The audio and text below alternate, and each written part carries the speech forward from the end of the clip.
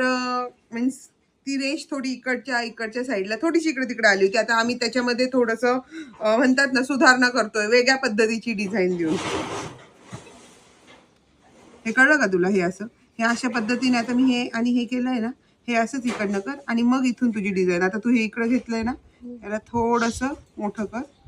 So तुझ्या डिझाईनला काहीतरी येईल. ओके, आणि त्यानंतर ठरव तुला आता काय करायचंय पुढं, कोणती डिझाईन काढतीस तू. ठीक आहे, आणि ह्या पद्धतीने इथून त्याला व्यवस्थित त्याची बॉर्डर जाडी कर आणि इथून जाडी बॉर्डर कर. ठीक आहे.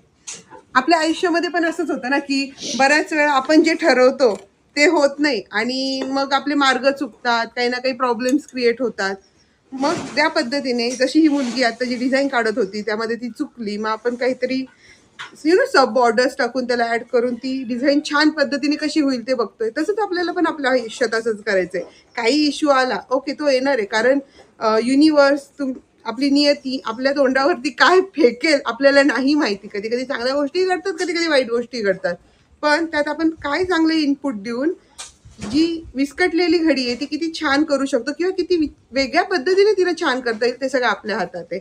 दॅट्स वाय काही प्रॉब्लेम आला त्याला म्हणतात ना, की त्याला हारून न जाता, डिस्टर्ब न होता नव्याने कसं करता येईल पुढे, त्याच्याकरता काही कोचेस असतात, त्यांचं गायडन्स घ्या. आपल्या धर्मामध्ये एवढ्या नवनाथांच्या पुस्तकामध्ये, दत्तगुरूंच्या पुस्तकामध्ये आपल्या स्वामींनी इतकं सगळं काही छान सांगितलं आहे. तर त्याचा आधार घेऊन आपण आपल्या आयुष्याची जी विस्कटलेली घडी आहे ती छान करू शकतो. धन्यवाद.